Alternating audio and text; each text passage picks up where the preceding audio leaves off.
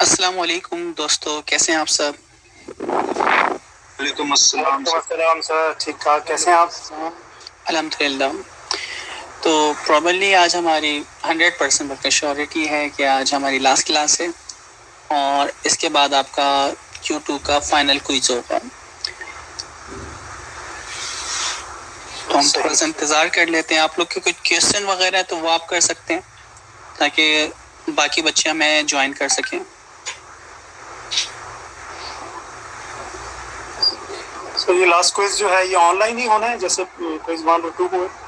बिल्कुल। ओवरऑल आगे भी हमारा जो इन फ्यूचर यानी Q3 स्टार्ट होगा वो भी आपका ऑनलाइन ही होगा, क्योंकि अभी कंफर्म नहीं है कि कोविड की वजह से दोबारा चीज़ें बंद हो जाएं।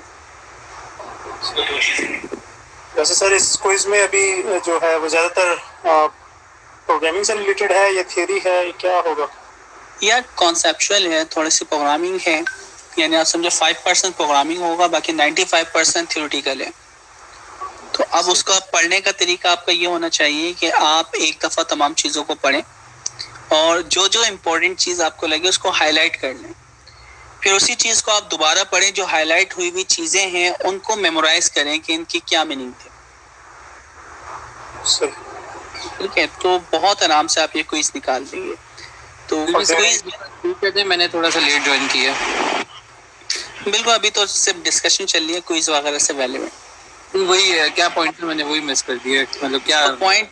पढ़ने का तरीका ये है कि आप यानी एक दफ़ा चीज़ों को पढ़ें, चैप्टर 1 को या चैप्टर 2 को, उसमें जो भी इम्पोर्टेंट पॉइंट आपको लगे उन्हें हाईलाइट कर लें।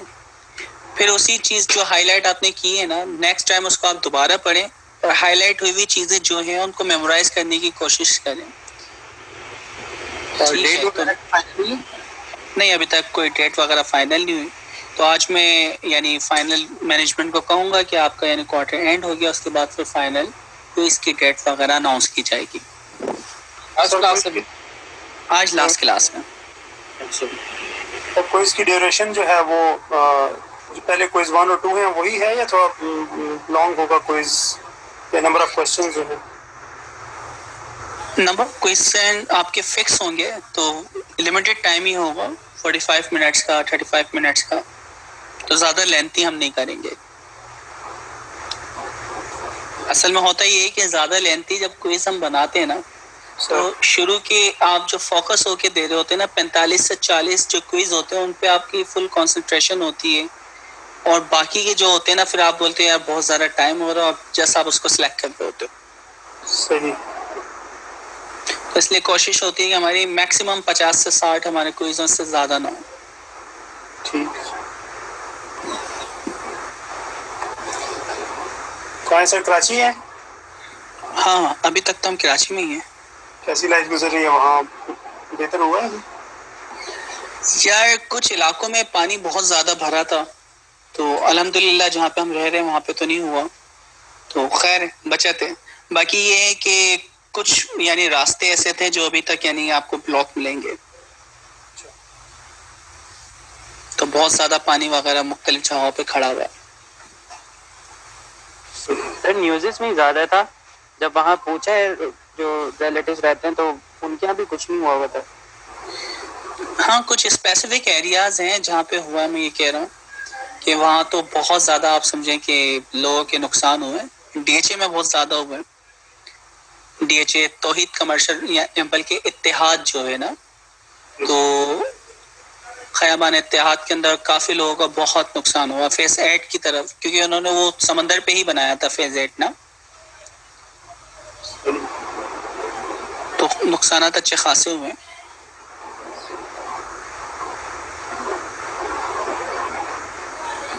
लेकिन अल्हम्दुलिल्लाह अब चीज़ें बेहतर हैं। बारिश वगैरह अब तो नहीं हो रही ना मेरे ख्याल से? नहीं, अभी तक तो नहीं, लेकिन मौसम ऐसा हो रहा होता है कि अभी बरसेगा बादल, लेकिन बरसता नहीं है, यानी मौसम अच्छा हुआ है। यहाँ पे गर्मी है सर, यहाँ का मौसम आप ले गए। कुछ नहीं कह सकते यार।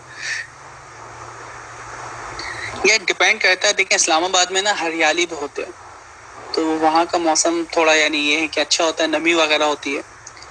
यहाँ पे क्योंकि हरियाली कम है बहुत ज़्यादा, तो इसलिए आपकी बहुत यानी गर्मी भी बहुत शिद्दत की पड़ती है।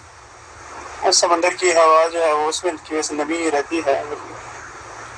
यार वो तो नुकसान आपको पहुँचा रही होती है समंदर की हवा, आपकी चीज़ों को, आपकी गाड़ी को, हर चीज़ को नुकसान ही पहुँचा रही है। डिजास्टर ज़्यादा बढ़ जाता है उसकी वजह से।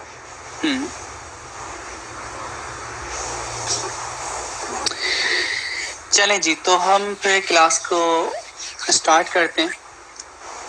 लास्ट क्लास में कुछ हमने टेक्निक्स और टेक्निकल टर्म्स सीखी थी। रेगुलराइजेशन क्या होती है, जनरलाइजेशन क्या होती है, ऑप्टिमाइजेशन क्या होती है, ठीक है। ओवर कैपेसिटी क्या होती है मॉडल की, और ठीक है ओवर फिटिंग, अंडर फिटिंग और आइडियल फिटिंग क्या होती है। तो हम स्टार्ट करते हैं। डेफिनेशन आप लोग मुझे बताएंगे, ऑप्टिमाइजेशन का क्या मतलब है। जी दोस्तों, ऑप्टिमाइजेशन का क्या मतलब था?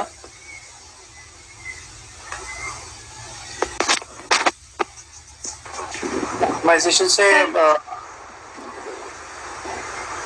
जी बोले। सर बेसिकली जो आपका एरर आ रहा होता है ना, जो आपकी वैल्यू डिफर कर रही होती है एक्चुअल वैल्यू से, उस वैल्यू को आप देते हो ऑप्टिमाइजर को, तो वो आपके वेट्स को अपडेट करता है, तो इस प्रोसेस को ऑप्टिमाइजेशन कहते हैं। ओके बुनियादी तौर पर सर हम ऑप्टिमाइजेशन जो है ना वो जो ट्रूथ वैल्यू है यानी ट्रू वैल्यू है और प्लस जो हमारा एक्चुअल प्रेडिक्टेड वैल्यू है उसके दरमियान जो डिफरेंस है वो तो मिनिमाइज कर रहे थे, इसी को ऑप्टिमाइजेशन करते हैं। ठीक है ओके, तो इसका मतलब है, सिंपल सी डेफिनेशन है, well performing on training data. जब आपका मॉडल अच्छा परफॉर्म करे ट्रेनिंग डेटा के ऊपर, यानी आपकी एक्यूरेसी वगैरह जो अच्छी आ रही है ट्रेनिंग के वक्त, तो उसको हम कहते हैं ऑप्टिमाइजेशन। मशीन लर्निंग के जितने भी एल्गोरिथम हैं वो ऑप्टिमाइजेशन के अंदर बहुत परफेक्ट हैं, बहुत अच्छे रिजल्ट देते हैं, ठीक है। चाहे वो एसवीएम हो, ग्रेडियंट आपकी क्या नाम है डिसीजन ट्री हो, या इसके अलावा दूसरे आपके पास एल्गोरिथम हो, न्यूरल नेटवर्क हो, वो सारे के सारे बिल्कुल परफेक्ट आपको यानी मैपिंग करते हैं, ए टू बी मैपिंग करते हैं ऑप्टिमाइजेशन में, वेल परफॉर्म करते हैं किसके अंदर, ट्रेनिंग डेटा पे, ठीक है। पहली चीज। दूसरा हमारे पास टॉपिक था जनरलाइजेशन। जनरलाइजेशन की सिंपल सी डेफिनेशन थी, well perform on unseen data और टेस्टिंग डेटा। जब आपका मॉडल अनसीन डेटा के ऊपर अच्छा परफॉर्म करे उसको हम कहते हैं जनरलाइजेशन। अच्छा, ऑप्टिमाइजेशन तो सारे के सारे एल्गोरिथम बहुत अच्छा करते हैं, लेकिन सबके अंदर प्रॉब्लम कहाँ पे आती है कि वो आपको जनरलाइजेशन अच्छी नहीं देते। जनरलाइजेशन को हम कैसे यानी इम्प्रूव करते हैं, वो टेक्निक्स हमने सीखी थी। अच्छा, और कैसे हमें पता चलता है कि कहाँ से ओवर फिटिंग स्टार्ट हो रही है, वो सबसे इम्पोर्टेंट पार्ट है। देखिए, हम किस तरह आइडेंटिफाई करते हैं कि आपकी ओवर फिटिंग हो रही है। आपने मॉडल को ट्रेन किया, आपके मॉडल की एक्यूरेसी आई 99 पॉइंट, ठीक है, 99 जो भी आपकी आ रही, या 98% आपकी एक्यूरेसी आई। अच्छा, वही चीज जब आप अनसीन डेटा के ऊपर उसको प्रिडिक्ट करवाते हैं या इवेल्युएट करते हैं, तो वहां पे आपको पता चलता है आपकी एक्यूरेसी 99 से गिर के आ जाती है 94 पे। तो जहां भी थोड़ी सी भी यानी एक्यूरेसी जो कि अनसीन डेटा के ऊपर कम होती है, तो ये पहचान है कि यहाँ पे क्या हुआ है, ओवर फिटिंग किसी ना किसी पॉइंट पे स्टार्ट हुई, ठीक है। ओवर फिटिंग की वजह से आपकी जो अनसीन डेटा है उसकी एक्यूरेसी 5% कम हो गई, ठीक है ना। 199 थी, यहाँ पे क्या हो गया 94, तो 5% आपकी एक्यूरेसी कम हो गई। अच्छा, ये 96 भी होती जब भी आपकी क्या है परसेंटेज कम हुई है। ये 98 है, 1% भी कम हो रही है जब भी आपकी क्या है एक्यूरेसी कम हो रही है अनसीन डेटा के ऊपर। तो यहाँ पे ये पॉइंट कि जहां भी एक्यूरेसी चाहे वो 0.10% ही कम क्यों ना हो, तो ये कम होने की वजह जो होती है वो क्या होती है, ओवर फिटिंग, ठीक है। अच्छा, ओवरफिटिंग को हम कभी भी ख़त्म नहीं कर सकते 100%। यानी मैं कह रहा हूँ 98% आपकी यानी ट्रेनिंग डेटा पे एक्यूरेसी आई है और 98% ही आपकी टेस्ट डेटा के ऊपर एक्यूरेसी आई है, ऐसा नहीं होता। किसी ना किसी पॉइंट के ऊपर जाके आपकी एक्यूरेसी गिरना स्टार्ट होती है। तो ये जो गिरना स्टार्ट होती है, गिरने की सिर्फ और सिर्फ वजह क्या होती है? ओवरफिटिंग। हम ओवरफिटिंग को ख़त्म नहीं कर सकते, हम इसको कम करने की कोशिश करेंगे। तो ओवरफिटिंग को कम करने की कोशिश को हम कहते हैं रेगुलराइजेशन। जब आप यानी ओवरफिटिंग को कम करते हैं तो आपकी रेगुलराइजेशन खुद ब खुद इनहेंस होती है, बढ़ती है। ठीक है, तो उसमें कुछ टेक्निक्स हैं, वो टेक्निक्स क्या हैं? अच्छा देखें, मुझे ये बताएं कि और पहले यानी आपके अनसीन डेटा के पर जैसे आपकी ट्रेनिंग डेटा पे एक्यूरेसी थी 99 और टेस्ट डेटा के ऊपर आपकी एक्यूरेसी आई 94, कितनी परसेंट एक्यूरेसी कम हुई है आपकी? 1%। अच्छा, दूसरे वाले के अंदर मैं यानी कुछ हाइपर पैरामीटर को ट्यून करता हूँ और ट्यून करने के बाद मेरी जो एक्यूरेसी है अनसीन डेटा की वो चली जाती है 96 पे, अनसीन डेटा की यानी टेस्टिंग डेटा की। तो मुझे बताएं जनरलाइजेशन किसकी अच्छी थी, जिसकी 94 एक्यूरेसी आई थी या जिसकी 96 आई है एक्यूरेसी अनसीन डेटा की? पहले वाले की। ओके, किस तरह? कि हमने जो दूसरा वाला डाटा है उसको भी हमने ट्रेन करने से पहले मेरा ख्याल ये है कि हमने उसको ट्रेन तो नहीं किया डाटा को उसके ऊपर, हमने डायरेक्ट उसके ऊपर जो है ना वो एक्सपेरिमेंट को उसका ले लिया, उसके रिजल्ट्स ले लिए। तो कि पहली सूरत में ट्रेन और टेस्ट तो दोनों ही होगा। अगर दोनों है तो इस सूरत में फिर दूसरे की ज़्यादा बेहतर है। दूसरे की तो बिल्कुल 100% ऐसा ही है। ये दूसरा वाला जो है यानी अनसीन डेटा की एक्यूरेसी जहाँ भी अच्छी आए, ज़्यादा आए, वहाँ पे हम कह सकते हैं कि इसकी जनरलाइजेशन अच्छी है। ठीक है, डेफिनेशन है well perform on unseen data. तो जहाँ भी वेल परफॉर्म करे आपके अनसीन डेटा के ऊपर, उस मॉडल को मैं कह सकता हूँ कि इसकी जनरलाइजेशन क्या है? अच्छी है। ओके, इसका एक क्वेश्चन है। जी बिल्कुल। क्या ये मुमकिन है कि हम एक दफ़ा जब हम ट्रेनिंग डाटा के ऊपर फर्स्ट ट्रेनिंग साइकिल जब चलता है तो हमारे पास उसका रिजल्ट 95 आता है फॉर एग्जांपल, और दूसरी दफ़ा जब उसी के ऊपर करें तो वो उससे कम हो जाए, तो उस सूरत में भी हम क्या उसको ओवरफिटिंग करेंगे या क्या करेंगे उसको? अच्छा, आप जस्ट कह रहे हैं ट्रेनिंग के वक्त? जी बिल्कुल। अच्छा, ट्रेनिंग के वक्त ऐसा बिल्कुल होता है और बार बार होता है और इसकी वजह ओवरफिटिंग है। अच्छा, आपको एक चीज़ पता है ना, इपॉक क्या होता है? इपॉक की डेफिनेशन ये है, मेरे पास 100 सैंपल्स हैं, रिकॉर्ड्स हैं। अच्छा, एक इम्पॉर्टेंट चीज़ और मैं यहाँ क्लियर करता करूँ, ऑप्टिमाइज़र जो हमारे पास होता है ना, gradient descent optimiser, stochastic gradient decent optimiser, mini batch stochastic gradient decent optimiser, यानी ग्रेडियंट डिसेंट की 3 सब टाइप हैं। एक ग्रेडियंट डिसेंट, दूसरा स्टोकेस्टिक और तीसरा मिनी बैच स्टोकेस्टिक। इन तीनों में फ़र्क क्या है पहले ये समझते हैं। ग्रेडियंट डिसेंट ऑप्टिमाइज़र क्या करता है, देखिए पहले इपॉक को हम समझते हैं। आपके पास 100 डेटा है तो ग्रेडियंट डिसेंट ऑप्टिमाइज़र क्या करता है, ये सीक्वेंस से ट्रेनिंग के दौरान मैं 100 सैंपल को ही इस्तेमाल कर रहा हूँ, तो ये सीक्वेंस से जो डेटा रखा हुआ है, पहला डेटा उठाएगा, मॉडल के पास लेके जाएगा, वेट को अपडेट करेगा, दूसरा डेटा लेके जाएगा, उसके जो रिजल्ट आएंगे उसकी बेस पे वेट्स को अपडेट करेगा, इसी तरह तीसरा, चौथा, पांचवा सीक्वेंस से एक एक डेटा उठाएगा और सारे 100 सैंपल्स वो लेके जाएगा मॉडल के पास और फिर आपके वेट्स अपडेट होते हैं। जब 100 के 100 डेटा इस मॉडल से गुजर जाते हैं, यहाँ पे हम कहते हैं एक इपॉक कंप्लीट हुआ है।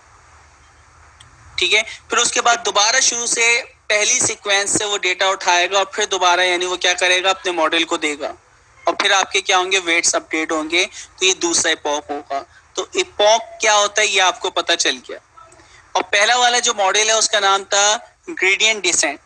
ग्रेडियंट डिसेंट हमेशा एक एक रो को लेके जाता है, पहली चीज, और वो क्या करता है, सीक्वेंस से डेटा उठा के लेके जाता है। तो यहाँ पे दो चीजें हो गई कि एक एक रिकॉर्ड मॉडल के पास लेके जाता है और फिर उसके वेट्स को अपडेट करता है, और दूसरा मेन पॉइंट क्या है यहाँ पे, सीरीज से लेके जाता है सीक्वेंस से लेके जाता है। ठीक है, और सीक्वेंस से लेके जाता है, सीक्वेंस से लेके जा रहा है, एक एक करके लेके जा रहा है। फिर एक और नई टेक्निक बनाई इसके अंदर जिसका नाम था stochastic gradient descent optimiser. Stochastic का मतलब था रैंडम। ठीक है, तो स्टोकेस्टिक में क्या होगा, वो जो 100 सैंपल्स है अब ये सीक्वेंस से नहीं लेके जाएगा, कैसे लेके जाएगा, रैंडमली कोई भी एक उठाएगा। ठीक है, वो लेके जाएगा, मॉडल को देगा, वेट्स को अपडेट करेगा। फिर उसके बाद रिमेनिंग जो 99 है उनमें से रैंडमली कोई एक उठाएगा, फिर वेट्स को अपडेट करेगा। फिर रिमेनिंग जो 98 हैं उनमें से एक रैंडम उठाएगा, वेट्स को अपडेट करेगा। तो ये होता है स्टोकेस्टिक ग्रेडियंट डिसेंट ऑप्टिमाइजर। ठीक है, ये भी क्लियर है। तीसरा वाला जो है हमारे पास है वो mini batch stochastic gradient descent optimiser. Mini batch size होता है।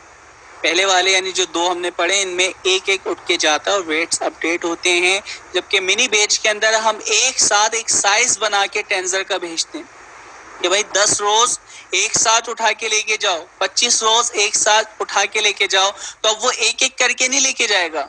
स्टोकेस्टिक मिनी बैच स्टोकेस्टिक, तो मिनी बैच यानी 25 जो डेटा है रैंडमली उठाएगा, उनको एक साथ मॉडल के पास लेके जाएगा और उनके बेस के ऊपर उनके वेट्स को अपडेट करेगा। तो ये जो टेक्निक है इस टेक्निक को हम क्या कह रहे हैं, mini batch stochastic gradient descent optimiser. ये भी क्लियर है। ठीक है, तो ये हमारे पास इपॉक होता है स्टोकेस्टिक ग्रेडियंट डिसेंट की, या ग्रेडियंट डिसेंट की ये टाइप्स थी हमारे पास। अच्छा, फिर हमारे पास ओवरफिटिंग जो हो रही थी उसकी वजह क्या थी, लास्ट क्लास में हमने डिस्कस की थी। अगर मैं बात करता हूँ कि अच्छा मैं यहाँ पे एक बात करता हूँ कि आपकी जो ओवरफिटिंग होती है वो किस वजह से स्टार्ट होती है, उसकी वजह क्या है। मैं रिसेप्शन पे एक यानी बंदे को बिठाता हूँ और मैं कहता हूँ जो भी आने वाला स्टूडेंट हो उसके इम्पोर्टेंट फीचर्स आपको मार्क करने। ठीक है, कोई भी इंपॉर्टेंट चीज आपको लर्न करनी है कि स्टूडेंट कौन है, इसको आइडेंटिफाई करना है। तो उसने क्या किया, हर स्टूडेंट के चेहरे के अगेंस्ट उसका रोल नंबर फाइंड कर लिया। तो वो उसका चेहरा देखते ही क्या करता है, उसकी अटेंडेंस मार्क कर देता है। ठीक है, सिर्फ इसका इतना काम है क्योंकि रिसोर्स कम है। अच्छा, अब मैं वही कह रहा हूँ कि भाई जो भी स्टूडेंट आए उस स्टूडेंट की डिटेल आपको यानी नोट करनी है, लेकिन अब मैं 10 बंदे बिठा देता हूँ और इन 10 बंदों को मैं कहूंगा जो पहला बंदा काम करेगा, दूसरा उससे हटके काम करेगा, तीसरा उससे हटके काम करेगा, यानी कोई भी 2 बंदे एक डेटा पे काम नहीं करेंगे। तो अब आने वाला जो स्टूडेंट है उसके फीचर्स आपको लर्न करने, जो पहला वाला लर्न कर लेगा वो दूसरा नहीं करेगा, दूसरा जो कर लेगा वो तीसरा करे यानी करेगा। तो इस तरह आपका प्रोसेस चलेगा। तो अब लर्निंग की कैपेसिटी मैंने बढ़ा दी। एक ही स्टूडेंट को लर्न करने के लिए आपने कितने 10 रिसोर्स बिठा दी। तो अब क्या होगा, एक बंदा उसके चेहरे की बेस के ऊपर उसकी फेस के अटेंडेंस को मार्क कर रहा है, एक उसकी ड्रेसिंग को मार्क कर रहा है, एक उसकी यानी बिहेवियर को मार्क कर रहा है। तो क्या हो रहा है कि हर रिसोर्स अलग अलग चीजों को लर्न कर रही है ट्रेनिंग के दौरान। ये पॉइंट क्लियर है? Yes sir. तो मैं जितनी रिसोर्स बढ़ाऊंगा उतनी ज्यादा लर्निंग बढ़ेगी ऑन ट्रेनिंग टाइम। तो ऑन ट्रेनिंग टाइम पे हमें नुकसान क्या होगा कि जब आप बहुत ज्यादा किसी भी चीज को करेंगे तो वो स्पेसिफिकेशन की तरफ चले जाएगा। तो उस स्टूडेंट को उस ट्रेनिंग डेटा के अंदर जो चीज आई है उसको तो बहुत अच्छा पहचान लेगा, लेकिन जब अनसीन प्रॉब्लम आएगी, ठीक है। अच्छा मैं इसकी एग्जांपल देता हूँ। मैंने कासिम की तस्वीर कैप्चर की, उसके अंदर कासिम की एक में यानी टी शर्ट में पिक्चर है और दूसरे में यानी पैंट यानी शलवार कमीज के अंदर आप कह लें एक पिक्चर है। 2 तस्वीरें, मॉडल ट्रेन कर लिया 10 रिसोर्स के साथ। तो उसने कहा कि कासिम ने या तो शलवार कमीज पहनी हुई होती है या टी शर्ट। अब मैं अगर यहाँ पे पैंट शर्ट पहन के प्रॉपर आता हूँ फॉर्मल ड्रेसिंग के अंदर, तो अब क्या होगा, अनसीन डेटा के अंदर मॉडल पहचान पाएगा नहीं। ठीक है, तो ये प्रॉब्लम यहाँ पे फेस होती है कि वो स्पेसिफिक बहुत सारी अनरेलेवेंट चीज़ों को सीख लेता है जो कि उसको नहीं सीखना चाहिए थी। इस वजह से ओवरफिटिंग क्या होती है, जब रिसोर्स ज़्यादा होती है, तो जब रिसोर्स ज़्यादा होती है तो हमारी वो रिसोर्स अनरेलेवेंट चीज़ों को लर्न कर लेती है ट्रेनिंग टाइम पे, जिसकी वजह से आपकी कौन सी प्रॉब्लम यानी पैदा होती है या जनरेट होती है, ओवरफिटिंग की। ओवरफिटिंग। तो हमारी जंग है ओवरफिटिंग को रोकने के लिए। तो हम इससे जंग करेंगे। अब जंग करने का पहला हथियार जो हमें बताया जा रहा है कि आप और डेटा गैदर करें। यानी आपके पास कासिम की 4 तस्वीरें थी तो आप कासिम की 400 तस्वीरें कलेक्ट करें। लेकिन होता क्या है कि यार इतना सारा डेटा हम कहाँ से कलेक्ट करें? ठीक है, तो डेटा की यानी हमारे पास हमेशा कमी रहती है। यही जो 4 तस्वीरें थी मुझे बड़ी मुश्किल से मिली थी, तो मैं 400 तस्वीरें कैसे लूं? तो भाई याला यानी काम कि मोर डेटा कलेक्ट करना, इसका मतलब है अच्छे खासे साल लग जाएंगे। तो ये तो नहीं होता। अगर हो जाए तो अच्छा है, नहीं होता फिर दूसरी चीज की तरफ हम जाएंगे। दूसरा जो पॉइंट है वो क्या है, क्या हाईलाइट किया मैंने? नेटवर्क का साइज जो है कम कर देंगे, बिल्कुल रिड्यूस द कैपेसिटी। बिल्कुल परफेक्ट। तो हमें नेटवर्क का साइज रिड्यूस करना है। साइज से क्या मुराद है, कोई बताना चाहेगा यहाँ पे? Number of hidden layers, number of hidden layers and weights, तो न्यूरॉन्स उनमें जो है उनको कम कर दें। नंबर ऑफ हिडन यूनिट्स या न्यूरॉन, परसेप्ट्रॉन, जो भी आप कह रहे हैं। ठीक है, तो लेयर्स की क्वांटिटी को कम करना या लेयर्स के अंदर जो नोड्स होती हैं जिसे आप बोलते हैं आउटपुट यूनिट्स, उनकी क्वांटिटी को कम कर दें। तो इससे भी क्या फायदा होता है कि आपकी ओवरफिटिंग कम हो जाती है। अब देखिए ना, कासिम को या स्टूडेंट को लर्न करने के लिए मैंने 10 बंदे बिठाए हुए थे, अब सिर्फ 2 बंदे बिठा दूं तो वो 2 बंदे एक फेस के ऊपर फोकस कर रहा होगा और दूसरा उसके बिहेवियर पे फोकस कर रहा होगा। तो उससे यानी पता चल जाए ये कासिम है। कासिम का चेहरा और कासिम की आवाज सुन के ये दोनों यानी रिसोर्स पहचान जाएंगे कि हाँ भाई ये दोनों चीजें होती है तो ये कासिम है, उसको आइडेंटिफाई कर लेंगे। तो जब मैं रिसोर्स कम करूंगा तो वो फोकस करेंगे सिर्फ और सिर्फ रेलेवेंट चीजें सीखने पे। ठीक है, तो ये इसका फायदा होता है क्या, रिड्यूस नेटवर्क साइज कम करने का, नंबर ऑफ लेयर्स और नंबर ऑफ हिडन यूनिट्स कम करने का। तीसरा तरीका था वेट्स रेगुलराइजेशन। वेट्स रेगुलराइजेशन में क्या होता है, वेट्स क्या होते हैं, W और B। पैरामीटर और हाइपर पैरामीटर में क्या फर्क है, कोई बताएगा? Parameter, hyper parameter. Input value, okay बताएं आप। और हाइपर पैरामीटर शुरू से ही मुझे कंफ्यूजिंग है सर। ओके, कोई और बताना चाहेगा? जी दोस्तों, पैरामीटर, हाइपर पैरामीटर नहीं, चले मैं बता देता हूँ। पैरामीटर की जब भी बात हो ना डीप लर्निंग में या मशीन लर्निंग में, तो पैरामीटर का मतलब होता है वेट्स, W और B। ठीक है, डीप लर्निंग के टर्म्स में मैं जब भी बात करूंगा पैरामीटर, तो आप क्या कहेंगे, W और B वेट्स जो होते हैं वो क्या होते हैं, पैरामीटर होते हैं। अब याद रहेगा? यस सर, इंशाल्लाह। ठीक है, ये बड़ी इंपॉर्टेंट चीज है। अच्छा, आप इनको वेट्स भी कहते हैं, इनको पैरामीटर भी कहते हैं, इनको ट्रेनेबल पैरामीटर भी कहते हैं, इनको लर्नेबल पैरामीटर भी कहते हैं। यानी पैरामीटर का वर्ड लगता है कहीं ना कहीं। ठीक है, तो आप पैरामीटर सिंपल याद रखें, वेट्स कह लें या पैरामीटर कह लें, बात एक ही है। सही, ये आपको याद रखना है। दूसरा है हाइपर पैरामीटर। जहां भी हाइपर का वर्ड इस्तेमाल हो के पैरामीटर हम लगाते हैं, आप इसको मैप कर दें कॉन्फ़िगरेशन से। जब भी आप हाइपर पैरामीटर का वर्ड सुने तो आप उसकी मैपिंग किससे कर रहे हैं, कॉन्फ़िगरेशन। जब आप कॉन्फ़िगर करते हैं अपने नेटवर्क को, तो कॉन्फ़िगर करने में जो भी वैल्यू आप देते हैं, number of layers, number of hidden units, activation function, loss function, ठीक है, इस तरह की जितनी भी चीजें आप कॉन्फ़िगरेशन करते वक्त प्रोवाइड करते हैं, वो सारी की सारी जो आपकी कॉन्फ़िगरेशन की वैल्यूज हैं उनको हम कहते हैं हाइपर पैरामीटर। ठीक है, तो अब मुझे कोई बता सकता है कि पैरामीटर और हाइपर पैरामीटर में क्या फर्क है? सर हाइपर पैरामीटर्स जो है वो कॉन्फ़िगरेशन के टाइम पे जब हम नेटवर्क को कॉन्फ़िगर कर रहे होंगे तो उस वक्त जो जो वैल्यूज हम सेट कर रहे होंगे मुख्तलिफ किस्म की, जैसे नंबर ऑफ हिडन लेयर्स हैं या उसके आउटपुट यूनिट्स जो हैं वो, और जो बाकी एक्टिवेशन फंक्शंस और ये सारी चीज़ें या बायस वगैरह जो हम सेट कर रहे थे, ये सारी चीज़ें आ जाएंगी हाइपर पैरामीटर में। और जो पैरामीटर है वो हमारे हैं वेट्स, जिसको हम कहते हैं, यानी कि जो कि आउटपुट है बेसिकली किसी भी हिडन यूनिट का वेट और बाइस वगैरह जिसको हम कहते हैं, वो हम इसको पैरामीटर। ठीक है, वेट सिंपल आप उसको मैप कर दें, तो पैरामीटर को वेट से मैप कर दें और हाइपर पैरामीटर को कॉन्फ़िगरेशन से मैप कर दें, तो कभी भी आपको अब डेफिनेशन में मुश्किल नहीं होगी। अच्छा, लास्ट आपके पास जो तरीका है इन्होंने, अच्छा ये था वेट रेगुलराइजेशन। तो वेट्स जो थे पैरामीटर्स को ही अपडेट कर रहा है, डब्ल्यू और बी को। अभी क्या होता है कि डायनामिक आपके जो वेट्स होते हैं ना वो जनरेट होते हैं, तो कहीं पे ज़्यादा कहीं पे कम, ये नेटवर्क खुद डिसाइड करता है। मैं उन वेट्स को लिमिटेड कर दूं कि भाई वेट्स की जो भी वैल्यू होगी 0.001 या तो बढ़ेगी या कम होगी, तो वेट्स की वैल्यू को मैं क्या कर रहा हूँ, लिमिट कर रहा हूँ। लिमिट करने की दो टेक्निक्स हैं हमारे पास। पहली टेक्निक का नाम है L1 और दूसरे वाले का नाम है L2। L1 का नाम जब भी सुने इसका मतलब है एब्सोल्यूट वैल्यू एरर, और L2 का नाम जब भी सुने तो स्क्वायर रूट एरर।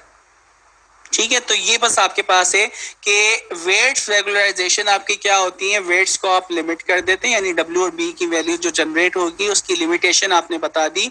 और दूसरा आपने पार्ट क्या बता दिया कि L1 है या L2, यानी आपकी लॉस की कैलकुलेशन में किस तरह L1 को इस्तेमाल करना है या L2। L1 लॉस एब्सोल्यूट है, L2 का मतलब क्या है, स्क्वायर।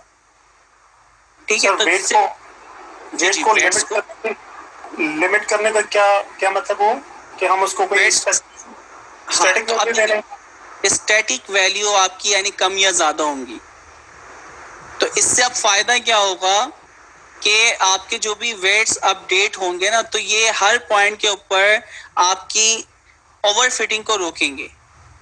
ठीक है, जो हमने यहाँ पे देखा भी था L1 L2 के साथ, शायद यहाँ पे ऊपर आया था, ये देख रहे L2 यहाँ पे नॉर्म मैंने इस्तेमाल किए, तो L2 के ऊपर अनसीन डेटा के ऊपर वैलिडेशन लॉस है ना दोनों का, तो वैलिडेशन लॉस आप देखें इतनी जल्दी नहीं बढ़ रहा, जबकि नॉर्मल नेटवर्क जिसमें आपने वेट रेगुलराइजेशन नहीं की थी उसके अंदर वेट्स बढ़ता जा रहा है हर पॉइंट पे। यहाँ पे ये हर पॉइंट के ऊपर कोशिश करेगा कि वेट्स कम से कम रहे, लॉस कम से कम रहे, सॉरी, क्योंकि वेट्स की वैल्यू कम जनरेट होती है। ठीक है, तो ये फायदा है। अच्छा जी, इसके बाद लास्ट टेक्निक थी ड्रॉप आउट। जी, कोई बताएगा ड्रॉप आउट टेक्निक क्या है? सर ड्रॉप आउट में आप कुछ न्यूरॉन्स को ऑफ कर देते हैं, कुछ लेयर्स में से जैसे आप 50% न्यूरॉन्स को ऑफ कर देते हैं, तो उससे आप देखते हैं कि आप परफॉर्मेंस में क्या फर्क पड़ा। ओके, तो ड्रॉप आउट टेक्निक है जिसके अंदर कुछ न्यूरॉन्स को, जो आपकी हिडन यूनिट्स होती हैं, उनमें हम एक थ्रेशोल्ड बताते हैं कि 20 से 50%, मिनिमम 20% हम ड्रॉप आउट लगाते हैं और मैक्सिमम 50%। ठीक है, आप इसको कम या ज्यादा अपने मुताबिक एडजस्ट करेंगे, एक्सपेरिमेंटल आपको पता चलेगा कौन सी वैल्यू अच्छी है। तो हम क्या करते हैं, कुछ वैल्यू को रिप्लेस कर देते हैं 0 से। इससे क्या फायदा होता है, देखिए एक नुकसान ये भी हो सकता है कि बहुत इंपॉर्टेंट जो फीचर्स हो वो उड़ा दे, बिल्कुल ऐसा होता है, रिप्लेस कर देता है ये 0 से इंपॉर्टेंट फीचर्स को। लेकिन इससे फायदा क्या होता है, अनसीन डेटा के ऊपर जो आपकी एक्यूरेसी होती है वो पहले के मुकाबले में ज्यादा आती है। मैं इसकी एक एग्जांपल देता हूँ कि भाई कासिम को ना लर्न करने के लिए मैंने कासिम की तस्वीर दे दी, ठीक है, तो इसने क्या किया, इसने कहा कि हर तस्वीर के अंदर कासिम की नाक। सर आपके माइक की आवाज कम हो गई। मेरी आवाज कम हो गई, अब मुझे बताएं आवाज बेहतर है?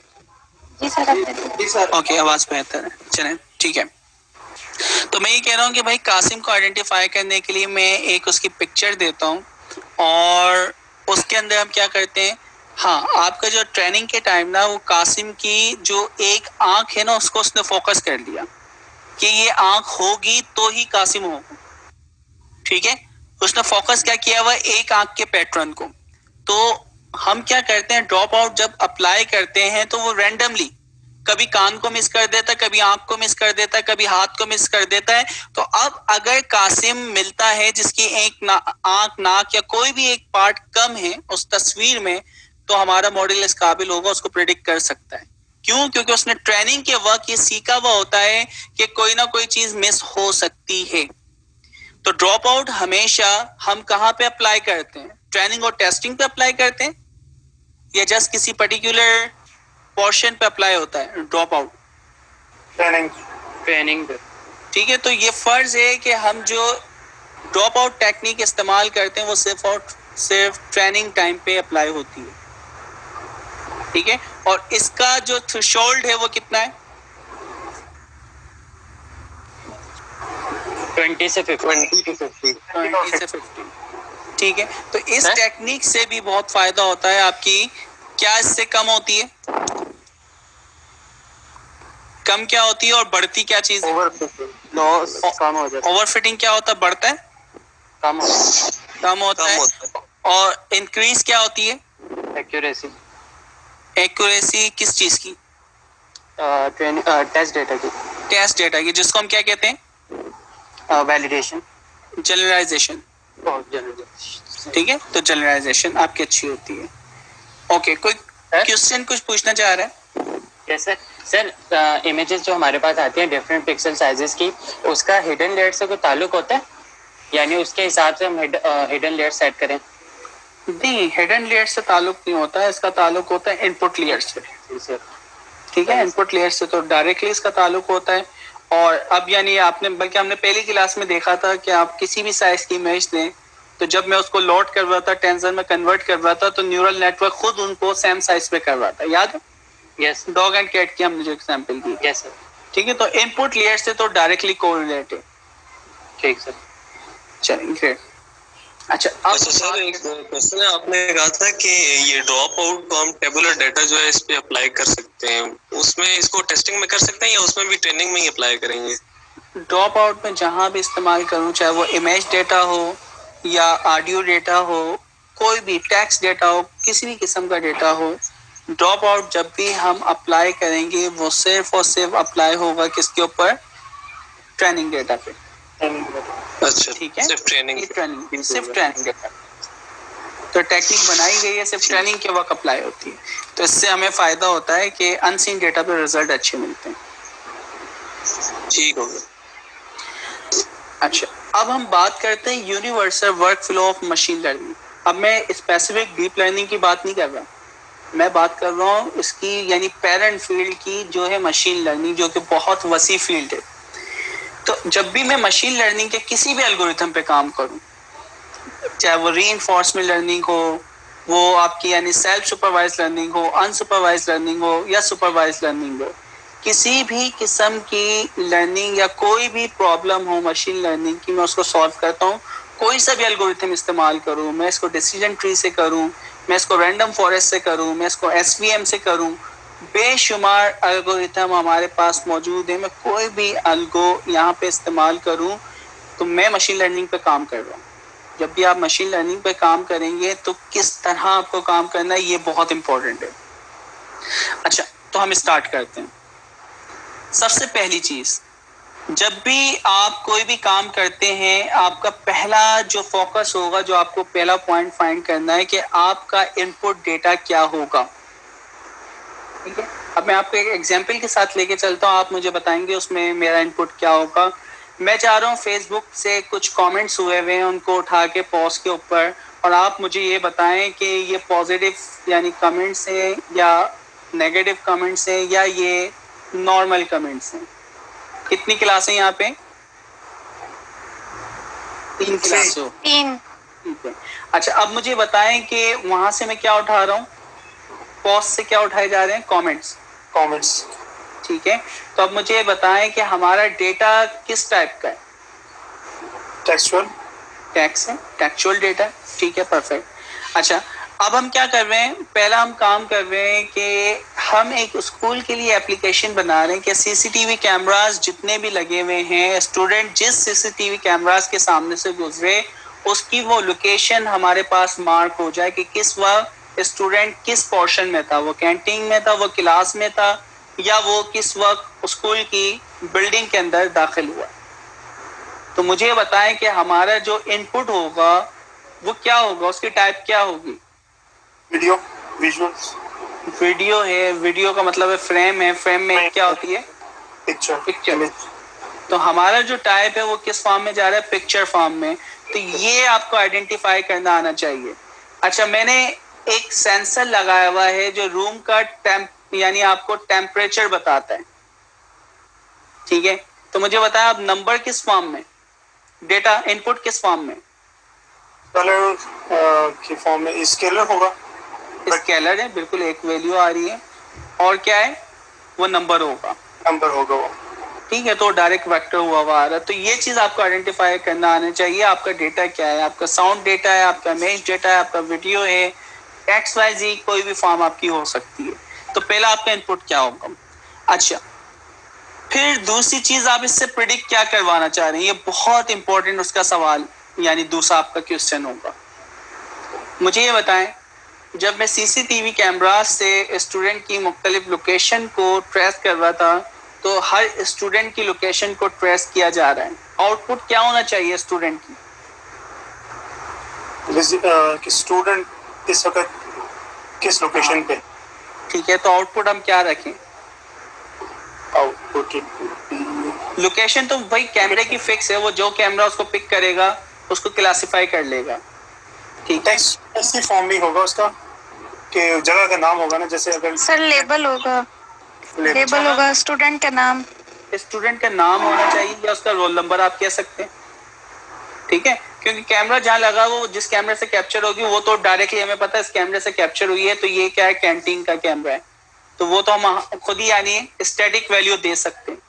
लेकिन ये जो डायनामिक वैल्यू है, उस कैमरे के सामने से कभी कासिम गुजरा, कभी आसिफ गुजरा, कभी जुनैद गुजरा, तो ये जो कैमरे के सामने डायनामिक वैल्यू गुजर रही है वो हमें क्या करनी है, क्लासिफाई करनी है।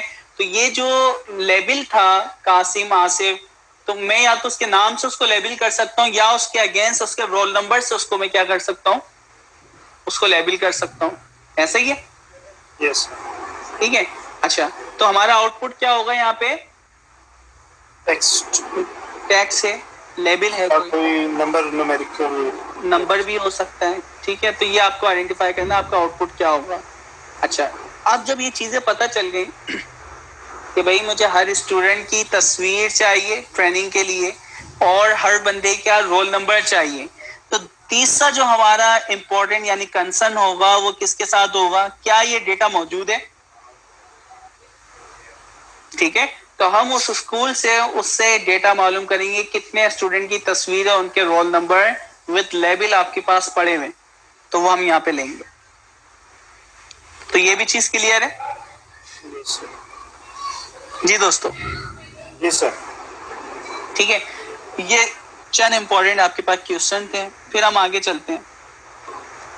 ओके, दूसरी अब इंपॉर्टेंट चीज, मुझे पता चल गया कि भाई मेरा जो डेटा था, सबसे पहली वाली हम बात करते हैं, कैमरे के जरिए मुख्तलिफ लोकेशन पे, लोकेशन को छोड़ दें, कैमरे के जरिए स्टूडेंट को ट्रेस किया जा रहा था, ठीक है। तो मुझे ये बताएं, कैमरे के सामने सिर्फ एक ही स्टूडेंट को ट्रेस किया जा रहा है या तमाम स्टूडेंट्स को ट्रेस किया जा रहा है? तमाम स्टूडेंट्स को। तो इसका मतलब है क्या 2 क्लासें होंगी या 2 से ज्यादा क्लास होंगी?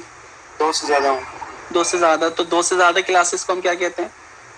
क्लासिफिकेशन तो नहीं है, multi classification sir, multi classification, classification है बिल्कुल, लेकिन क्या है मल्टी क्लासिफिकेशन, क्योंकि 1 से ज्यादा क्लासेस, 2 से ज्यादा क्लासेस यहाँ पे मौजूद हैं, ठीक है।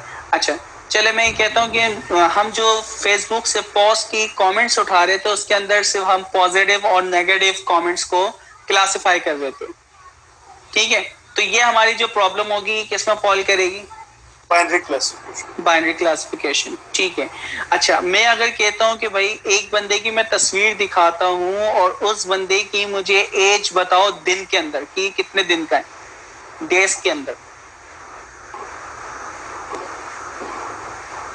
रिग्रेशन, कंटिन्यूअस वैल्यू, उस बंदे की हाइट बताएं, ठीक है, उस बंदे का वेट बताएं, मैं तस्वीर दिखा के बताऊं, आपसे पूछूं कि इस वक्त इस जगह का टेम्परेचर कितना होगा इस तस्वीर में, ठीक है, इस घर के प्राइस कितने होंगे इस टाइम पे या कल की मार्केट में या परसों, इस शेयर के प्राइस कितने होंगे।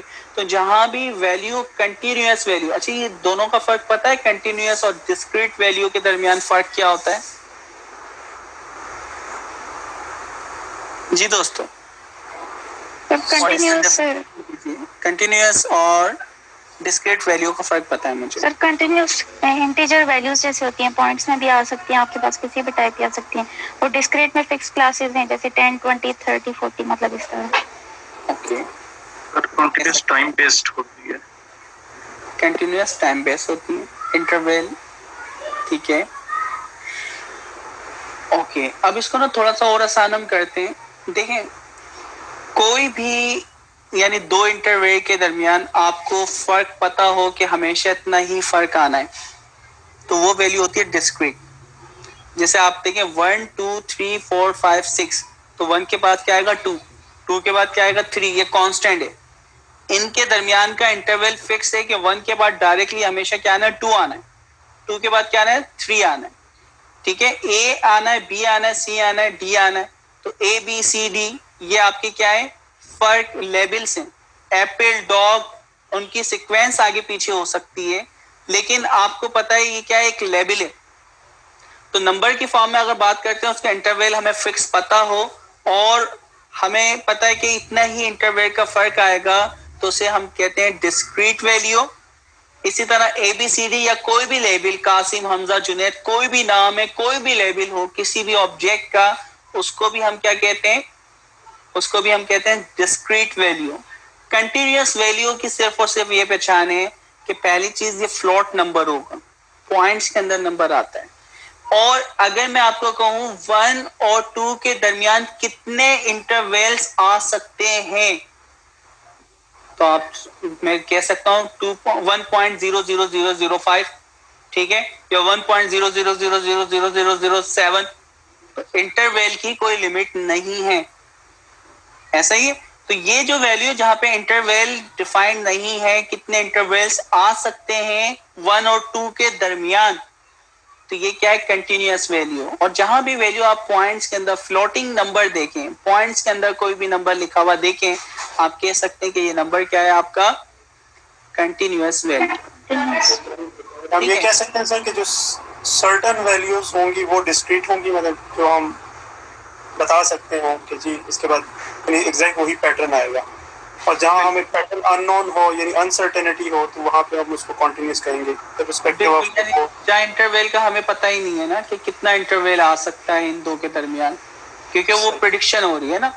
अब मुझे पता है कि प्रेडिक्शन 1 2 3 सिर्फ यही करेगा, तो एमनेस क्या थी, जहाँ पे 1 2 3 हम इस्तेमाल कर रहे थे, वो डिस्क्रीट वैल्यू थी, 1 2 3 0, ये जितने भी लेवल थे, ठीक है। इसलिए हमने उसको सॉल्व किया क्लासिफिकेशन से।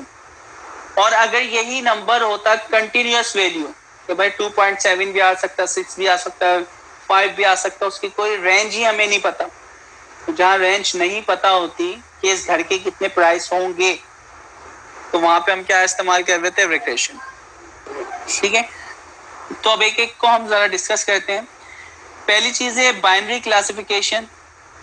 बाइनरी क्लासिफिकेशन का मतलब कितनी क्लास होंगी इसके अंदर, तो दो। तो अच्छा, मैंने एक एग्जांपल दी थी पॉस वाली ना, कमेंट्स की। तो यहाँ पे पॉजिटिव और नेगेटिव, तो ये कौन सी उसमें फॉल कर रहा है, बाइनरी क्लासिफिकेशन, बाइनरी में।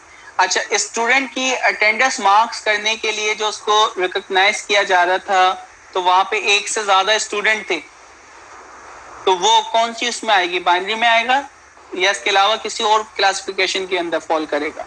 बाइनरी में आएगा सर मेरे पास। बाइनरी में तो दो होते हैं ना, सिर्फ दो स्टूडेंट को अगर आइडेंटिफाई, हम अटेंडेंस को कर रहे हैं ना, तो अटेंडेंस या तो प्रेजेंट होगा या एब्सेंट। नहीं, उसमें भी फिर दूसरे नहीं, हम स्टूडेंट से करें ना, स्टूडेंट तो अनलिमिटेड है ना, मल्टी क्लासिफिकेशन। पहले तो स्टूडेंट को आइडेंटिफाई कर रहे हैं हम, अटेंडेंस प्रेजेंट एब्सेंट नहीं कर रहे। हम सिर्फ ये कह रहे हैं स्टूडेंट कासिम है या नहीं। हाँ, उस सूरत में फिर multiplication, sorry multi classification. Okay, अच्छा अब हम बात करते हैं स्केलर रिग्रेशन। रिग्रेशन आपका अगर आउटपुट क्या हो, कंटिन्यूअस फ्लोटिंग नंबर, कल क्या टेम्परेचर होगा, टेम्परेचर कंटिन्यूअस है, कल स्टॉक के यानी किसी भी एक शेयर के प्राइस कितने बढ़ेंगे या कम होंगे, कंटिन्यूअस है, ठीक है। कल कासिम का वेट कितना होगा, ग्राम्स में चाहे चेंज हो, ठीक है। तो वेट्स क्या है आपका, कासिम की हाइट हो सकता है सर्टेन पॉइंट पर रुक गई, 24 साल के बाद आपका कद शायद नहीं बढ़ता, तो अब वो क्या है, हाइट क्या है, कांस्टेंट है। तो अब कोई भी ऐसी चीज जो कि चेंज हो रही है, कंटिन्यूअस वैल्यू है, तो वो कंटिन्यूअस नंबर कहलाएगा और उसको हम सॉल्व कर सकते हैं रिग्रेशन से। ठीक है, तो स्केलर का मतलब होता है एक नंबर। स्केलर का मतलब क्या था? एक नंबर। तो एक नंबर आपको रिटर्न होगा और वो कंटिन्यूअस होगा, तो इसलिए हम इसको क्या बोलेंगे? Scalar regression. ठीक है, यानी मैं आपको कहूँ कि भाई कल कासिम का वेट कितना होगा, कल कासिम की हाइट कितनी होगी, कल स्टॉक के प्राइस कितने होंगे, कल इस घर के प्राइस कितने होंगे। तो कोई भी आंसर जो कि कंटिन्यूअस हमें मिलता है और एक आंसर मिलता है तो उसको हम कहते हैं स्केलर रिग्रेशन। दूसरा हमारे पास है वेक्टर रिग्रेशन। वेक्टर का मतलब क्या होता है? More than one. ठीक है ना, वेक्टर आपका मोर देन वन होता है। अच्छा जी, इसमें क्या हो सकता है? कोई एग्जाम्पल देंगे जिसके आउटपुट 2 या 2 से ज्यादा हो लेकिन सारे के सारे कंटिन्यूअस होना चाहिए? कोई एग्जाम्पल देने आ रही? सर थोड़ा सा वो सही कर लें, आवाज नीचे। एक मिनट में चेक करता हूँ जी, मुझे अब बताएं आवाज सही है? जी सर। ओके सर हाइट और वेट अगर किसी बंदे की एक सर्टेन एज के बाद अगर हमें आइडेंटिफाई करनी हो तो वो भी वो वेक्टर। ओके, तो मैं एक साथ दोनों चीजें क्लासिफाई, यानी क्लासिफाई तो नहीं, यानी उनकी वैल्यू मालूम करना चाह रहा हूँ। मैं एक तस्वीर देता हूँ, उस तस्वीर में मैं ये देख के पूछूं कि इस बंदे की हाइट कितनी होगी, इस बंदे का वेट कितना होगा, उस जगह का टेम्परेचर क्या होगा। ठीक है, तो ये 3 से 4 चीजें मैं उससे क्या करवा रहा हूँ? प्रिडिक्ट करवा रहा हूँ। और सारी की सारी जो प्रिडिक्ट होने वाली वैल्यूज हैं वो क्या है? कंटिन्यूअस। जब कंटिन्यूअस वैल्यू होंगी और एक से ज्यादा आउटपुट है तो उसको हम क्या कहते हैं? Vector regression. अच्छा, फिर हमारे पास मल्टी क्लास तो हमने देख लिया क्या होता है। मल्टी लेबल क्लासिफिकेशन, इसकी कोई एग्जांपल देगा? Multi label classification. किसी एक सीन के अंदर एक से ज्यादा ऑब्जेक्ट्स हैं डिफरेंट कैटेगरी के, तो उसको हम जैसे अगर टेबल पड़ी हुई है, चेयर है, उसके ऊपर लैपटॉप पड़ा हुआ है, मग्स वगैरह। ये अटेंडेंस वाली में से यानी 2 बच्चे इकट्ठे आ गए तो मल्टी लेवल हो जाएगा। हाँ, 2 बच्चे एक साथ आ गए तो मल्टी लेबल हो गए। ठीक है, उन दोनों को एक साथ वो डिटेक्ट कर रहा है तो मल्टी लेबल भी वो हो सकता था। ओके, तो बिल्कुल परफेक्ट ऐसा ही है कि मैं एक तस्वीर दिखाता हूँ। अच्छा, अब ये क्या कर रहा है? मैं एक तस्वीर दिखाता हूँ किसी भी बंदे की, ये बता रहा है कि ये ह्यूमन या आपके ह्यूमन क्या नाम है क्लासिफिकेशन से बिलोंग करता है, मेल क्लास का ऑब्जेक्ट है और इस बंदे का नाम कासिम है। तो एक तस्वीर से मैंने कितनी सारी चीजें क्लासिफाई करवाई और सारे के सारे क्या आते हैं? डिस्क्रीट वैल्यू थी, कोई लेबल्स थे। डिस्क्रीट से मुराद क्या? लेबल्स हैं। तो वो जो लेबल्स हैं क्या थे? डिस्क्रीट थे और एक से ज्यादा एक तस्वीर पे, यानी इनपुट एक है लेकिन उसके जो आउटपुट है वो मोर देन 2 हैं और सारे के सारे डिस्क्रीट हैं। तो इस वजह से उसको हम क्या कहते हैं? Multi level classification. अब इसमें बहुत सारी एग्जांपल आपके जहन में आ रही होंगी। अच्छा, फिर हमारे पास होती है क्लस्टरिंग। ये अनसुपरवाइज्ड लर्निंग का एल्गोरिथम है जो कि इस्तेमाल होता है इसमें के मीन। ठीक है, और के मीन बहुत ज़्यादा इस्तेमाल होता है। इसी तरह आपके पास क्या नाम है, और कौन कौन से हायरार्किकल क्लस्टरिंग है, डीबी स्कैन है, बहुत सारे आपके पास एल्गोरिथम है। तो ये भी हम छोटे सी एक टास्क करेंगे, हमारे कोर्स का पार्ट नहीं है।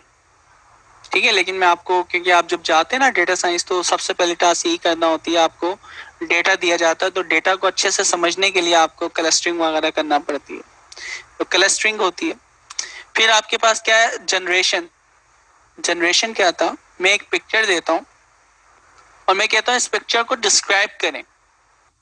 अच्छा, डिस्क्राइब में क्या है? मैं उसको देखता हूँ, मैं उस तस्वीर को देख के बोलता हूँ कि ये बच्चा इसमें कुछ फूड खा रहा है। ठीक है, दूसरा मैं कह सकता हूँ कि इसमें बच्चा कुछ चीज खा रहा है और पीछे कोई एक्टिविटी यानी एक्टिविटी परफॉर्म हो रही है। तो हर बंदा अलग डिस्क्राइब करेगा। अच्छा, तो जनरेशन जो है ये भी जनरेशन जनरेट करता है क्या? आपकी डिस्क्रिप्शन। ठीक है, तो आपकी सीक्वेंस जनरेशन एप्लीकेशन भी कहलाती है कि कोई तस्वीर में दूं उसको पूरा आप डिस्क्राइब करें, तो ये जनरेशन सीक्वेंस जनरेशन कहलाता है। रीइंफोर्समेंट लर्निंग तो आपको अच्छी तरह पता है। आपका एक मॉडल होगा, एनवायरनमेंट से इनपुट रिसीव करता है, उस पर एक्शन परफॉर्म करता है, उसके अगेंस्ट उसको रिवॉर्ड मिलते हैं और उसकी बेस पे पर वो अपनी ट्रेनिंग को कंटिन्यू रखता है। ठीक है, तो ये चीज आइडेंटिफाई आपको करना आना चाहिए कि भाई जब भी आप गए, आपका इनपुट क्या है, आपका आउटपुट क्या है, आपके पास डेटा मौजूद है, तो फिर आपकी प्रॉब्लम क्लासिफिकेशन की, रेगुलेशन की किस में फॉल करती है। जब ये चीजें हो गई, अच्छा अब मैं क्या करूंगा, अब मैं डेटा को देखूंगा, हाइपोथेसाइज करना पड़ेगा। वो डेटा मैं देख रहा हूँ, डेटा मैंने देखा और मैंने यहाँ पे देखा कि देखें, you hypothesize that your output can be predicted giving your input। अच्छा क्या ये चीज पॉसिबल है? ये चीज लाजमी देखना पड़ेगा। मैंने क्या किया, कासिम के हाथ की पिक्चर दे दी और बोल रहा हूँ प्रेडिक्ट करवाओ ये कासिम है। पॉसिबल है? कासिम के शूज पिक्चर में दे रहा हूँ, मैं कह रहा हूँ कि उसको क्लासिफाई करो कि ये कासिम है, ठीक है? तो भाई ये चीज पॉसिबल नहीं है, तो आपको हाइपोथेसाइज करना पड़ेगा क्या ये फीचर्स इनफ हैं या इन फीचर्स के जरिए हम आइडेंटिफाई कर भी सकते हैं या नहीं, ठीक है? तो ये चीजें आपको हाइपोथेसाइज करना पड़ेगी। दूसरा फिर ये देखना पड़ेगा, हो सकता है भाई कासिम को आइडेंटिफाई करने के लिए आपने कासिम की पिक्चर ले ली, प्लस उसके बैकग्राउंड की पिक्चर भी आ रही है और बेशुमार इंफॉर्मेशन उसमें आ रही है अनरेलेवेंट, ठीक है? तो फिर यहाँ पे हाइपोथेसाइज ये भी करना पड़ेगा सफिशिएंट डेटा है भी या नहीं। ऐसा तो नहीं है कि कासिम की बैक से पिक्चर ली हुई और उसकी बेस पे आप कह रहे हो कासिम को आइडेंटिफाई करो। तो ये आपको हाइपोथेसाइज करना पड़ेगा डेटा को देखते हुए कि ऐसा है भी या नहीं, ठीक है? अच्छा ये ऊपर वाले जो आपके स्टेप है ना, जब तक ये ऊपर वाले स्टेप नहीं होंगे आप आगे कभी भी नहीं बढ़ सकते। आपको इनपुट का नहीं पता, आपको आउटपुट का नहीं पता, आपको यही नहीं पता कि मल्टी क्लासिफिकेशन है, मल्टी लेबल है या फिर रिग्रेशन है। तो जब तक ये 2 पॉइंट ऊपर के क्लियर नहीं होंगे आगे की थिंकिंग आप नहीं कर सकते, ठीक है? जब ये चीजें हो जाए, अब मैं डेटा को देखता हूँ, डेटा के अंदर हमें हाइपोथेसाइज करना पड़ेगा कि वाकई ये डेटा इस काबिल है या नहीं, तो वो चीजें हम देखते हैं। उसके बाद हाइपोथेसाइज करते वक्त और भी हमें चीजें देखना पड़ती हैं, जैसे कि एग्जांपल दी, स्टॉक मार्केट के जो यानी शेयर्स की प्राइस है वो हिस्टोरिकल डेटा हमारे किसी काम का नहीं होता है। हिस्टोरिकल डेटा से क्या मुराद है कि हिस्टोरिकल डेटा में क्या होता है, हर मिनट के अगेंस्ट या हर दिन के अगेंस्ट उस शेयर के प्राइस कितने हाई थे, कितने लो थे और कितने पे क्लोजिंग हुई, ये 3 वैल्यूज होती हैं। मेरे पास 5 साल का क्या, मैं आपको 50 साल का डेटा दे दूं किसी भी यानी शेयर का, पीएसओ का या दूसरे का, तो हिस्टोरिकल डेटा की बेस पे मैं प्रेडिक्ट नहीं करवा सकता कि कल इसके प्राइस कितने होंगे। क्यों? उसकी वजह है इसके ऊपर जो आपके इंटरनल पॉलिटिकल अफेयर्स चल रहे होते हैं कंट्री के, एक्सटर्नल जो आपके यानी अफेयर्स चल रहे होते हैं दूसरी कंट्रीज के साथ, ठीक है? इकोनॉमिकली आपकी यानी क्या यानी कंडीशंस हैं और भी बहुत सारे फैक्टर्स हैं, उनको देखते हुए पोर्टफोलियो बनाया जाता है और फिर हम डिसाइड करते हैं कि इसके शेयर के प्राइस बढ़ेंगे या नहीं। इसके लिए पूरी एक थ्योरी है, मार्केट थ्योरी, उसको आप पढ़ सकते हैं, जिसके अंदर आप एक कर्व फाइंड कर सकते हैं या ऐसे शेयर सेलेक्ट कर सकते हैं जो कि लॉन्ग टर्म में आगे जाके लाजमी बढ़ेंगे। तो मार्केट थ्योरी वगैरह को भी आप डीप लर्निंग के थ्रू इम्प्लीमेंट कर सकते हैं। अच्छा तो आगे चलते हैं। पहली चीज ये हो गई कि डेटा हमें देखना है कि वाकई भाई ये रिलायबल है, इसकी बेस पे हम आगे प्रेडिक्ट करवा सकते हैं या नहीं, यानी थोड़ा डोमेन एक्सपर्ट के साथ मिलके बैठना पड़ेगा। एक और चीज, आपने डेटा तो चले आपको मिल गया, जैसे मैं क्या करता हूँ जून जुलाई का डेटा आपको देता हूँ, जो भी एक सुपर स्टोर है उसके अंदर चीजें सेल हुई, तो क्या हुआ भाई, आपने मॉडल ट्रेन कर दिया।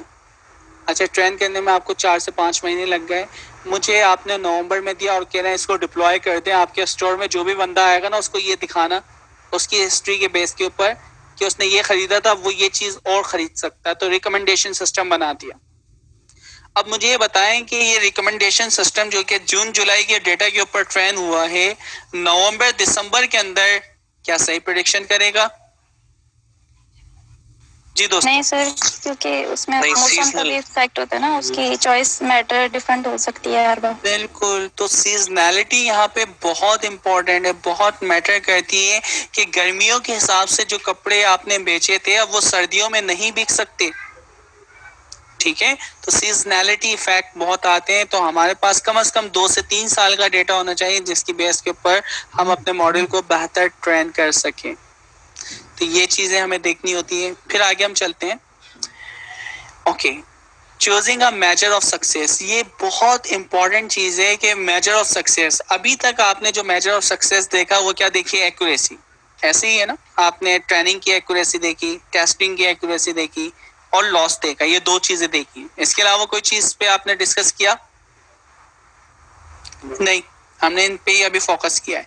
लास्ट क्लास में हमने सिर्फ ये देखा था कि एक्यूरेसी होती है, प्रिसिशन होता है, रिकॉल होता है, F1 स्कोर होता है, ठीक है, ROC कर्व होता है, और उसकी बाकायदा पिक्चर आप लोगों ने कैप्चर की थी और आप लोग ना व्हाट्सएप ग्रुप पे काइंडली शेयर कर लीजिएगा। जिसने भी वो तस्वीर कैप्चर करी है व्हाट्सएप ग्रुप के ऊपर शेयर कर लें ताकि सबके पास आ जाए। अब हम बात करते हैं कि हमें कौन सी मेजर ऑफ सक्सेस को मेजर करना है, कैसे हम सोचिए। ये एप्लीकेशन पे डिपेंड करता है, ये प्रॉब्लम पे डिपेंड करता है। मैं इसकी एग्जांपल देता हूँ, ठीक है। हम एक मॉडल बनाना चाह रहे हैं जो कि कैंसर को डिटेक्ट करे, ठीक है। अच्छा, अब ये कैंसर को डिटेक्ट करने के लिए जो मॉडल हम बनाएंगे इसके अंदर एक्यूरेसी तो चले कितने सही को सही और गलत को गलत का, ये तो नॉर्मल एक्यूरेसी है जिससे आप आइडेंटिफाई करते हैं। लेकिन यहाँ पे क्या एक्यूरेसी की ज्यादा इंपॉर्टेंट है या किसी दूसरी चीज की होना चाहिए? अच्छा, अब दूसरी चीज क्या है? दूसरी चीज ये है कोई ऐसा बंदा जिसको कैंसर था, आपके मॉडल ने उसको प्रिडिक्ट नहीं किया। नहीं किया इसका मतलब है डॉक्टर उसको आगे ट्रीट ही नहीं करेगा। तो उसके कैंसर चल रहा था लेकिन आपके मॉडल ने डिटेक्ट नहीं किया, जिसकी वजह से उसके ट्रीटमेंट नहीं हो पाया और उसका कैंसर क्या होगा, आगे बढ़ जाएगा। तो अब मुझे बताएं, एक्यूरेसी की यहाँ पे इंपॉर्टेंट थी या किस चीज की इंपॉर्टेंट होनी चाहिए? तो हमारे पास एक यानी मेजर होती है, मेजर ऑफ सक्सेस, जिसका नाम है true positive rate, TPR। Last class में आपने देखा भी था, याद है TPR? कितने सही में से यानी कितने पॉजिटिव यानी केसेस में से आपके मॉडल ने कितने लोगों को यानी कितने केसेस को बिल्कुल सही पॉजिटिव क्लासिफाई किया। इसको हम क्या कहते हैं? TPR, ट्रू पॉजिटिव रेट्स, ठीक है। तो मेरा यहाँ पे मेजर ऑफ सक्सेस एक्यूरेसी का अच्छा आना नहीं है, मेरा यहाँ पे मेजर ऑफ सक्सेस किसका अच्छा आना है? TPR का, ठीक है। तो ये बड़ी इंपॉर्टेंट चीजें होती हैं कि आप यानी डोमेन एक्सपर्ट के साथ मिलके डिसाइड करें कि क्या चीज एक्यूरेसी का अच्छा। चलें, एक्यूरेसी तो एक जनरल वो है कि एक्यूरेसी अच्छी होना चाहिए, लेकिन मोस्ट इंपॉर्टेंट चीज क्या है, ताकि मैं बता सकूं कि भाई हमारे जो TPR रेट है, ट्रू पॉजिटिव रेट, इस मॉडल का वो ये है। तो इससे कॉन्फिडेंस लेवल मुझे पता होगा कि यार ये 95% या 98% जो बताता है कैंसर की ट्रू पॉजिटिव केसेस को सही बताता है, ठीक है। तो मेरा कॉन्फिडेंस लेवल ज्यादा होगा, मैं किसी को बता सकता हूँ कि मेरा मॉडल इतना प्रिडिक्ट करता है। और TPR की यहाँ पे इंपॉर्टेंट है। एक्यूरेसी ओवरऑल तो चले अच्छी हो, लेकिन मुझे फोकस करना TPR को अच्छा करना। चाहे एक्यूरेसी मेरी कम आ रही हो लेकिन TPR मेरी बहुत अच्छी होना चाहिए। ये क्लियर है? TPR वगैरह, प्रिसिशन, रिकॉल। बल्कि मैंने लास्ट एक असाइनमेंट भी आपको दिया था, कुछ फिगर्स, कुछ नंबर्स आपको दिए थे और उनके मैंने कहा था रिकॉल, प्रिसिशन, एक्यूरेसी, वो नंबर्स आप कैलकुलेट कर लिएगा, एक्सेल से कर लें मैंने, ठीक है। तो नेक्स्ट क्लास में, अब तो खैर ये फाइनल क्लास है तो काइंडली इसको कर लिएगा, फर्ज नहीं है लेकिन कर लें, आपकी थोड़ी प्रैक्टिस हो जाएगी, फार्मूलाज आपको याद हो जाएंगे, ठीक है। तो ये आपकी एक इम्पॉर्टेंट चीज है क्या होती है। फिर हम बात करते हैं ROC कर्व वगैरह हमारे पास होता है। ROC कर्व क्या होता है? अच्छा, एक और इससे पहले वर्ड इस्तेमाल हुआ बैलेंस क्लास और imbalance class. Anyone can explain what is the difference between balance class and imbalance class? जी दोस्तों, कोई बताना चाहेगा?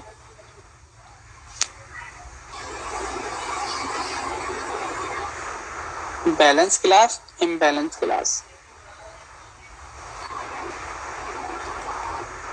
आसान है बहुत, उसके नाम से उसका काम पता चल रहा होगा। नहीं पता सर। अच्छा चलो, कोई मसला नहीं। देखिए, अभी तक आपने जितनी प्रॉब्लम सॉल्व की ना वो बैलेंस क्लास थी। बैलेंस क्लास का मतलब है जितने भी आपके पास क्लास थे ना उनके इक्वल सैंपल्स मौजूद थे। अगर मैं कहता हूँ एमनेस अगर 60,000 या 70,000 तस्वीरें थी तो आपके पास 7,000 के पूरे यानी 0 की तस्वीरें थी, फिर 1 की थी, फिर 2 की थी, तो उन सब की इक्वल सैंपल्स थे, ठीक है। या मैं क्या कह सकता हूँ, आपने सेंटिमेंट एनालिसिस की थी IMDb के ऊपर, तो वहां पे भी 25,000 पॉजिटिव रिव्यूज थे और 25,000 नेगेटिव थे।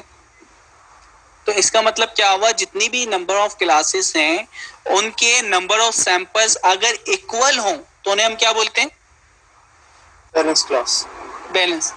इम्बैलेंस की अब डेफिनेशन क्या होगी मुझे बताएं। के जो जितनी भी नंबर ऑफ क्लासेस हैं उनके जो नंबर ऑफ सैंपल्स हैं वो इक्वल ना हो, डिफरेंट हो एक दूसरे से। ठीक है, एक के बहुत ज़्यादा हैं और एक के बहुत कम। कैंसर के केस में अगर मैं बात करूं तो हमारे पास जो केसेस आते हैं 95% जो डेटा होता है वो नेगेटिव होते हैं और 5% लोगों को कैंसर होता है। ठीक है, तो यहाँ पे अब जो मुझे डेटा मिल रहा है वो कौन सी क्लास मिल रही है मुझे,